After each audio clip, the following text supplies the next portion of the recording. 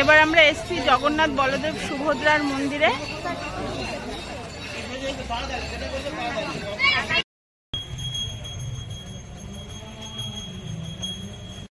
নমস্কার বন্ধুরা, my family blog চ্যানেলে তোমাদেরকে স্বাগত।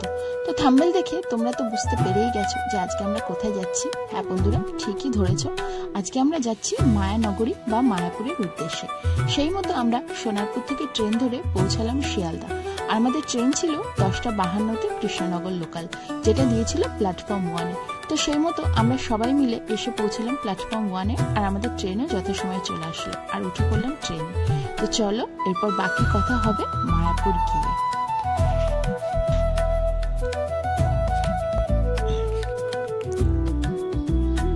তো যথাসময় আমরা এসে পড়লাম মায়াপুর স্টেশনে। তো এখান থেকে আমরা চলে যাব ওভারব্রিজ পেরিয়ে ওপারে। তো আমার কিন্তু এই ফার্স্ট টাইম কিন্তু মায়াপুর আসা, এর আগে কিন্তু কখনো আমি আসিনি।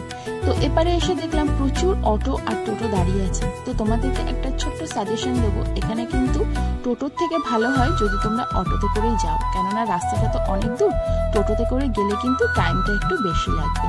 তো যাই হোক, এরপর আমরা চলে আসলাম স্বরূপগঞ্জ হুলোরঘাটের কাছে। আর এখানে দেখো, আমি তোমাদেরকে একটু দেখিয়ে দিই যে এখানে যে লঞ্চ ভাড়া আছে সেটা কটা থেকে কটা খোলা থাকে আর কতক্ষণ টাইম। তো যাই হোক, এরপর আমরা এখান থেকে টিকিট কেটে পৌঁছালাম ফেরিঘাটের কাছে। তো এখানে কিন্তু বড়সড় একটা নৌকা দাঁড়িয়েছিল, যেটাতে করে কিন্তু আমরা চলে যাব ওপারে। তো আমাদের সাথে সাথে কিন্তু প্রচুর যাত্রী পার হচ্ছিল। তো সত্যি বলতে কি, আমার কিন্তু একটু ভয় ভয় লাগছিল, তার সাথে কিন্তু খুব মজাও হচ্ছিল। তো যাই হোক, এরপর আমরা এপারে এসে পৌঁছে গেলাম শ্রী চৈতন্যদেবের জন্মস্থান মায়াপুর। তো বন্ধুরা, মায়াপুর কিন্তু এমন একটা জায়গা যেখানে আসলে কিন্তু তোমার সব সময় কিন্তু একটা আধ্যাত্মিক শক্তির ফিল হবে, যেটা কিন্তু আমার হচ্ছিল। অন্যান্য সবার হয় কিনা জানি না, কিন্তু আমার কিন্তু একটা অপরূপ অনুভূতি হচ্ছিল, যেটা কিন্তু ভাষায় প্রকাশ করার মতো নয়।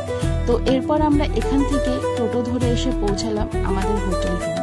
তো হোটেল রুমটাও তোমাদেরকে একটু দেখিয়ে দেবো। দেখো, এটা হচ্ছে আমাদের সেই হোটেল রুম যেটাতে আমরা ছিলাম। তো হোটেল রুমটা কিন্তু মোটামুটি ছোটর মধ্যে বেশ ভালোই। তো আমাদের কিন্তু ভাড়াটা একটু বেশি নিয়েছিল, কেননা সেই সময় মায়াপুরে ওদের হয়তো সম্ভবত একটা রাসের কিছু একটা অনুষ্ঠান ছিল, তো যার জন্য কিন্তু হোটেল ভাড়া একটু বেশি ছিল।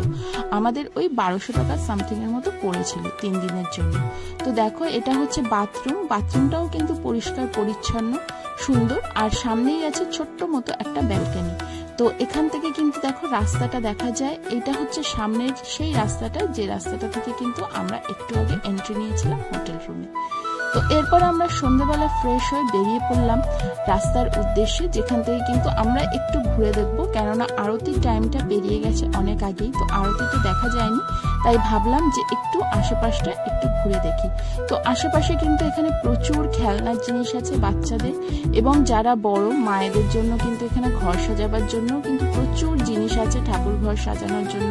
তাছাড়া পাবে তোমরা বিভিন্ন ধরনের খাবার এবং রকমারি জিনিস, ব্যাগ, সাজাগোজার জিনিস, প্রচুর জিনিস কিন্তু আছে। তো আমরা পরদিন সকালবেলা এসে পৌঁছালাম গদা ভবনে। এখান থেকে আমরা আমাদের প্রাসাদের যে থালিটা আছে সেটা কিন্তু নেব, আর যেটা তোমার 40, 50, 60-এর যে থালি সেটা কিন্তু বাইরে পাওয়া যায়। আর দেখো, এটা হচ্ছে আমাদের 150 টাকার থালি, যেটাতে কিন্তু কটা থেকে আমাদের খাবার দাবার টাইম সমস্ত কিছু কিন্তু লেখা আছে। আর যেটা 40, 50 বা 60-এর যে তোমার টিকিটগুলো, সেগুলো কিন্তু পাওয়া যাবে বাইরে। দেখো, এখানেও একটু আমি দেখিয়ে দিলাম। তো আমরা দুপুরবেলা স্নান করে রেডি হয়ে চলে আসলাম গদা ভবনের উদ্দেশ্যে। সামনেই দেখতে পেলাম আমাদের স্বপ্নের ইস্কন, যেটা কিন্তু দেখার আমাদের অনেক ইচ্ছা ছিল। তো আসার পথেই আমরা দেখেছিলাম, সেটা রেকর্ড করা হয়নি। তো যাই হোক, একটু ছোট করে তোমাদেরকে দেখিয়ে দিলাম। তো আমরা চলে আসলাম এখানে গদা ভবনের সামনে, আর এটা হচ্ছে সেই রুমটা যে রুমের মধ্যে কিন্তু 150 টাকার থালির আমাদের খাবারের ব্যবস্থা করা হয়েছে। তো রুমটা কিন্তু অসম্ভব রকমের পরিষ্কার পরিচ্ছন্ন এবং কিন্তু খুব সুন্দর। তো আমি দেখো তোমাদেরকে একটু এখানে দেখাচ্ছি, এখানে খাবার আগে কিন্তু সবাই একবার করে হরিনাম করে নেয়। তো তো আমাদের খাবারও যথাসময়ে চলে আসলো। তো এখানে কিন্তু অনেকগুলো বাটি আমাদেরকে দেওয়া হয়েছে, তার সাথে সাথে চলে আসলো ভাত। এবং তোমাদেরকে আরেকটু দেখিয়ে দিই, দেখো এখানে কত কিছু আইটেম দেওয়া হয়েছে। আর যে দুটো বাটি তোমরা ফাঁকা দেখছো সেখানে কিন্তু পরে স্যালাড, পাঁপড়, মিষ্টি, চাটনি এগুলো দেওয়া হয়েছিল। আর তার সাথে ছিল ছোট্ট করে একটা গোলাপজাম। তো আমরা এখানে কিন্তু খেয়ে সত্যি বলছি মানে মনটা কিন্তু ভরে গেল। তো তারপর আমরা পৌঁছালাম সাইট সিন করতে, যেগুলো মায়াপুরের যে অন্যান্য যে সাইট সিনগুলো আছে। তো যেহেতু আমাদের টাইম খুব বেশি ছিল না, আমরা 2 দিনের জন্য গিয়েছিলাম, তো রেস্ট নেওয়ার কিন্তু কোনো ব্যাপার ছিল না। খাওয়া দাওয়া করেই আমরা বেরিয়ে পড়লাম সাইট সিনের উদ্দেশ্যে। তো প্রথমেই আমরা গেলাম চৈতন্যদেবের যে মাসি বাড়ি আছে সেখানে। তো এটা হচ্ছে চৈতন্যদেবের সেই মাসি বাড়ির পাশে। তো এখানেও কিন্তু উনি ছিলেন। তো তার পাশে হচ্ছে দেখো এখানে শ্যামকুণ্ডু, আর এখানে হচ্ছে শ্রী প্রভুপাদর সমাধি কিন্তু রয়েছে। তো এখানে কিন্তু ফটো তোলা বা ক্যামেরা করা কিন্তু নিষেধ। তো অনেক জায়গা হয়তো এই জন্য তোমাদেরকে আমি দেখাতে পারবো না বা পারলাম না, তো যার জন্য কিন্তু যতটুকু পারলাম সেইটুকুই কিন্তু দেখালাম। আর এখানে দেখো একটা জায়গায় হচ্ছে তোমাদের গীতা পাঠ, আর সামনেই আছে তোমাদের এখানে ভজন কুঠির। তো এখানেও কিন্তু জায়গাটা অসম্ভব সুন্দর। আমার মেয়ে তো ফাঁকা জায়গা পেয়ে দেখো কি সুন্দর এখানে ঘোরা শুরু করে দিয়েছে।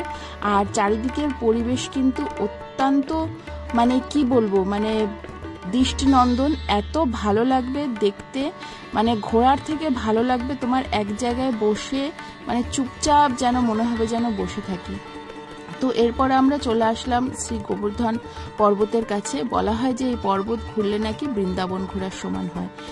তার সামনেই আছে রাধাকুণ্ড।